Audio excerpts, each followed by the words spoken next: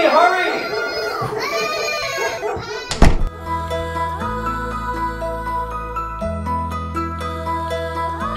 Well, welcome to Mom Cave Live, where we may have lost our minds, but we haven't lost our sense of humor. I'm Jen from Mom Cave, and our guest tonight, I'm super excited to talk to because I follow her. I watch all her videos. They're super helpful, yet she's also funny and not condescending. Oh. And she's going to tell us about a book that she just put out called How to Parent. But it's not that kind of book. It's not like How to Parent, I'm telling you what to do. It's Parent, it's capital P.A.R.E.N.T. It's the initials, P.A.R.E.N.T, which is an acronym. So I'm going to introduce Jackie. Tell us why your book's title is an acronym. Well, hi. First of all, thanks for having me. And a lovely introduction. Thank you so much. So I wrote this book because I didn't invent parenting. Obviously, I'm not the first parent. I didn't invent gentle parenting. But I've always been a big fan of mnemonics and acronyms to help me remember how to do things. And so I started doing that on my social media, and people really responded, and it's helped them to remember some of the strategies. I think when you're in the middle of a tantrum or a meltdown or like big emotions of any kind, it's really hard to remember what you've learned, however you learn it, you know? Right. So it's helpful to have an acronym that you can be like, oh yeah, I remember when my kid's having a meltdown, this is what I should do. And so it's a book called How to Parent, which stands for possibly actually remember everything next time. And every chapter is an acronym or a mnemonic to help you remember what to do in those big situations. I love that you call it the stop, drop, and roll of parenting. Thanks. We all remember to stop, drop, and roll. Right. Yeah. I was actually Miss Fire Prevention. I believe it. I would expect nothing less. Stop, drop, and roll. Anyway. Oh wait, you taught it? Yes, that was part of the duties. You each fire station had a Miss Fire Prevention, and you went around and taught little children how to stop, drop, and roll at fire safety. Did you have a sash? I totally had a sash. I love it, and I wish that was a job that I could apply for right now. I know. I would like to just be queen of the world, but I'm not. I'm a parent. So I feel like the opposite sometimes. Jackie, okay. Before you became a parent, did you have any expertise in parenting, or did you learn all of, or are you a teacher, or do you have a psychologist? Yeah, well, okay, not a psychologist, but I was a teacher for 11 years. That explains a lot of it. Yes, and it is the reason that I know anything that I know. If I would have become a parent before becoming a teacher, my poor child, oh my gosh. And that's another reason why I started doing all of this, because I feel like it's so unfair that teachers are not unfair, because teachers deserve the training that they get, but teachers get so much help in the form of trainings, and parents just don't get that. They don't, and they're just like, you have a baby. They're like, here, you can do it. Take it. You're an animal. You know how to do this. And everybody just does what their parents showed them. And so your parents weren't experts. Nobody's parents were experts. So being a teacher was really helpful. I was a horrible teacher my first few years. I screamed at my poor students, poor babies. But they still remember me. They like send me messages on Instagram all the time. They're like, oh my gosh, it's you. The trauma wore off, I guess. But I was horrible. And then I had to go get some training, because otherwise I would have probably gotten fired. And I fell in love with learning how to connect with kids, to like encourage good behavior without having to be like, to have a classroom full of fear, and to set up expectations so they know what to do ahead of time. So it's like much more likely that they're going to do it. And so I just devoured all of that training. And then I went and got my master's in counseling. So not a psychologist, but I do have some extra training. You have some expertise there for sure. A little bit. I mean, my brother would not agree with you. My brother would just say, oh my gosh, you're just my sister. But sibling rivalry. They always think they know more than we do. Yeah. So if anybody has a specific parenting question you want to learn an acronym for or something, just pop it in the comments, because we're watching the comments. Yes. You mentioned watching better than I am, but yes. I'm fine. My brain is always here, there, and everywhere. You mentioned that most people learn how to parent from their parents. Right. But what happens when, God love your parents, They weren't the kind of parent you want to be.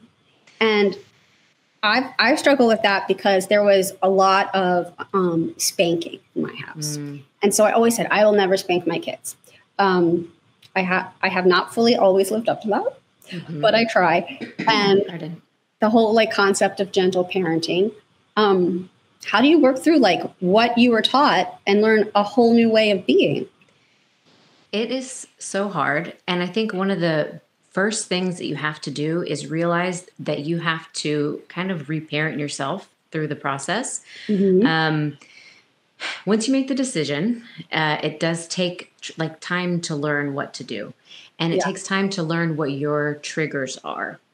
And once you learn your triggers, then you have to learn how to calm yourself down from those triggers, because the first step in like dealing with any big emotion with your kid is making sure that you're calm, so that not only you can help them, you are also modeling like, I can be calm, and your big emotion is not too big for me, and I can be calm and help you through it. And so I have a whole chapter about emotional regulation strategies, because so many people are like, how do you think I'm going to be able to teach my kids how to calm down? I can't even calm myself down. I can't calm down. I'm having meltdowns and tantrums.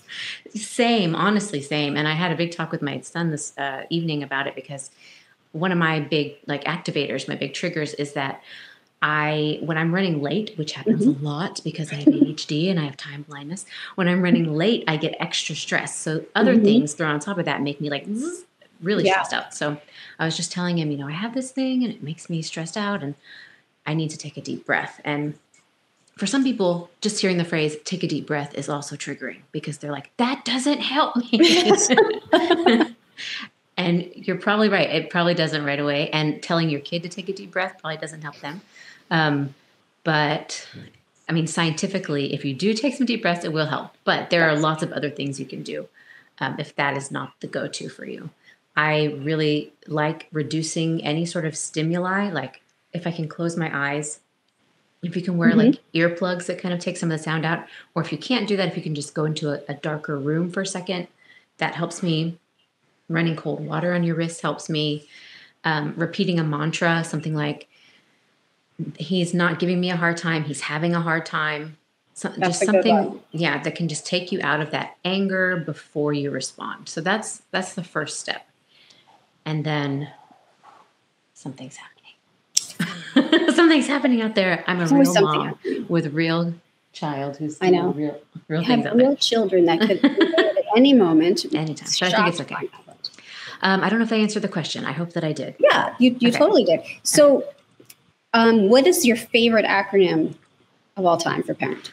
My favorite, and probably one that I'm most well known for, is the P.A.R.E.N.T method, which I love. Although had I known that I was going to be the acronym person, I probably would have not made it Brat, because I don't want people to feel like I'm calling their kids brats. But it's so easy to remember. And when you're frustrated and you're thinking, what a brat, then you could remember the mnemonic.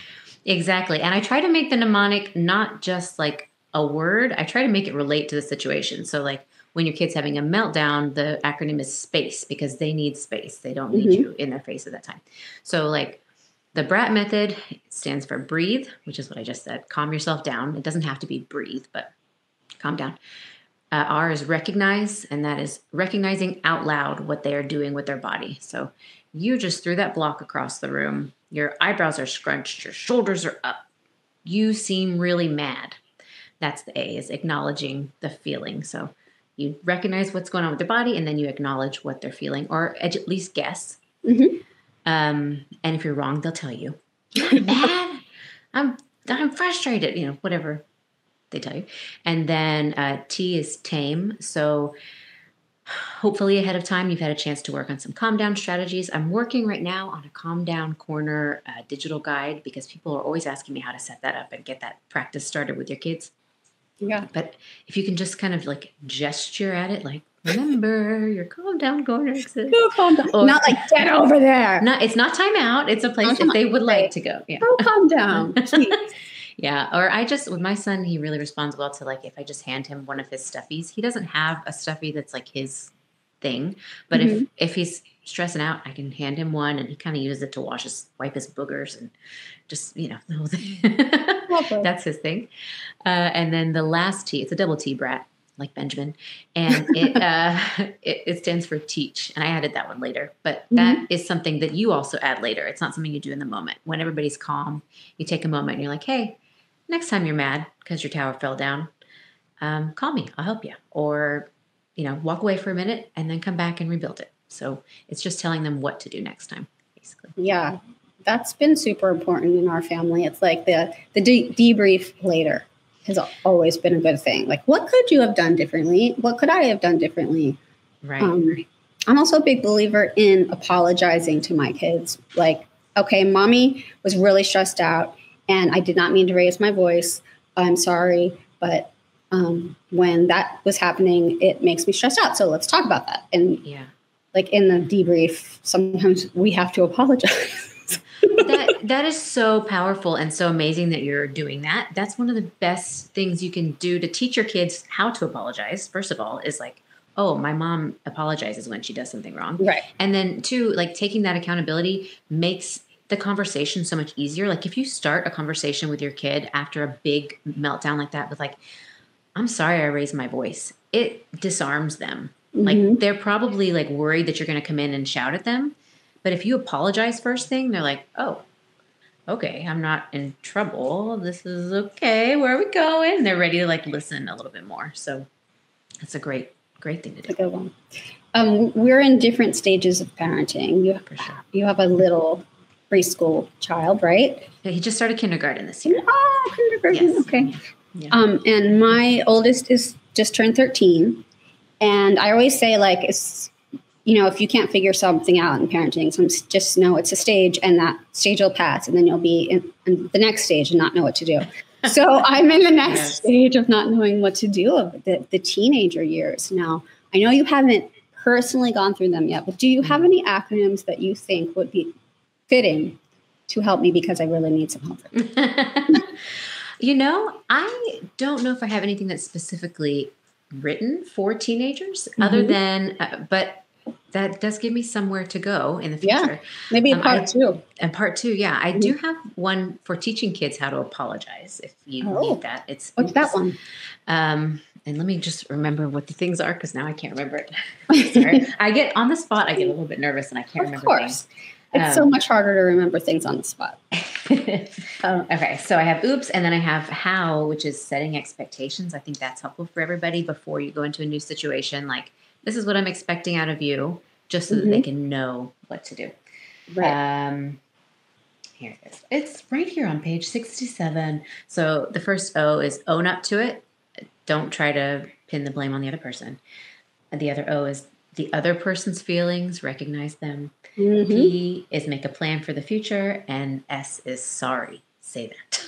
Say that word. That's so important because, I'm sure you've met adults who just don't know how to say I'm sorry. Or the idea of it, like, so disarms them, so, like, tears at the core of their self-esteem that they can't say they're sorry. And that affects their entire lives, like your job, your relationships, everything. It's bananas. And I think in that chapter I reference, because I'm a big Bravo fan, I reference the Real Housewives because none of them can apologize. It's all like, I'm sorry that you felt that way. Yeah. Or I'm sorry, but That's why you got upset. I'm sorry you got upset. Yeah. And it's like, no, you have to own up. I'm sorry I hurt you. I'm sorry I broke your toy. You are probably scared when I get angry like that. In the future, I will take a deep breath before I talk to you. I'm very sorry. And that's oops. Yep, that's great. You just went through the steps like that. Yeah. There is something else you have going on, a new podcast. I know nothing about it other than it's called Hiding in Cars, which I assume means from your children. But what is it? Yes, exactly. Well, okay. So I started it for a few reasons. One was because I wanted to have a designated time where I'm catching up with a friend, because I'm really bad at, especially when I'm going through bad things, like isolating myself and not talking to people. And so if I have it on the calendar, it's like, you can't just hide. You got to go talk to a friend. Yes. So my friend Evelyn and I are doing this. It's like our third podcast we've started together. But also, so the hiding in cars part is we pretend like we're with you in your car while you're hiding from your kids, or like sitting in Starbucks and like scrolling on your phone. It's very just like you can tune in, tune out. It's nothing too deep on the main feed of the podcast. Awesome. We're just chatting. And then we have a bonus episode, which is where we will answer parenting questions, because the other reason was a lot of people ask me questions on TikTok and on Instagram and on Facebook, and I can't get to all of them to make videos. And sometimes I just don't have time to make a video, but I want to address some of those questions. Right. So it was a way to like address it in a broader way and give people another way to reach us. So yeah. That's a great idea. Yeah. Thanks. One of my favorite videos of yours is the one about setting expectations. And so sorry. No worries. She has a frog in her throat. I know. I think I have a frog in my house, actually. Not kidding. I'm obsessed with frogs. We'll talk about frogs in a little bit.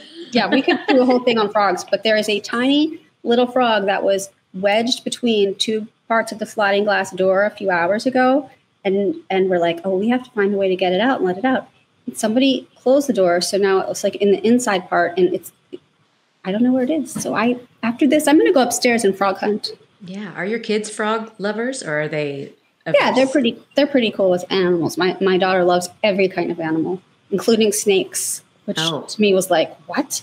Yeah. Snakes just fine, except for you got to know your snakes if you want to be a snake lover. Right. You don't want to love on the wrong snake. Right. It's kind of like men. No, some man's going to be mad at me for calling men snakes. But okay, and then another thing you've got going on is very funny. I hear you've invented a way for us to continue to be the slacker moms we are, and get some love and relaxation while parenting.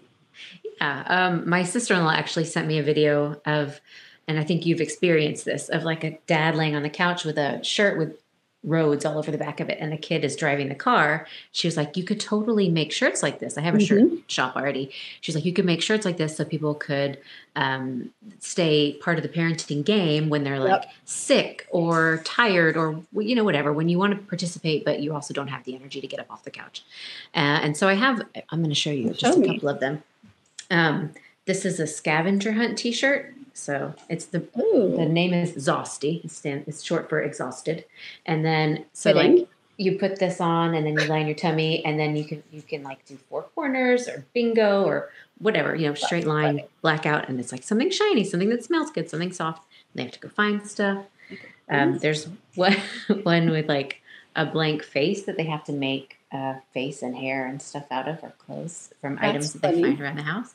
Oh my gosh. And the last one is a Halloween one. My son and I played this yesterday, actually. It's like a guess who. So you pick one, and then you're like, is it alive? Does it have eyeballs? Can it walk? And then try to get them to guess who. So those are all on Etsy. If you look, those are totally fun. So tell everyone where they can find you and the podcast and the shirts and all the stuff and all the acronyms. I said I had ADHD. I wasn't lying. I cannot stick to one thing. Like, there's stuff everywhere. I'm at kindminds_smarthearts. And in my link tree, you can find all of that other stuff. My book is on Amazon. If you search. I'm sending it to the comments. Link thank you. to the book should be in the comments if I did this right. But if you search how to possibly actually, it'll come up. If you search for how to parent, like a million books. I did not think that through. A million books come up that don't really help. That aren't the same. So. And I promise it's not judgy. I promise it's really easy to read. I made it like double-spaced pages so that it's like you feel like you've read 100 chapters. It's a breeze. That's awesome. So you feel accomplished. Yeah. Look, if anybody here watches your videos, they know you're not judgy. You're awesome and down to earth. So thanks for chatting with me. Thanks for watching, everybody. And I'm going to go frog hunt. Yes. Good luck. I wish you good luck on that. Thank you. Thank you.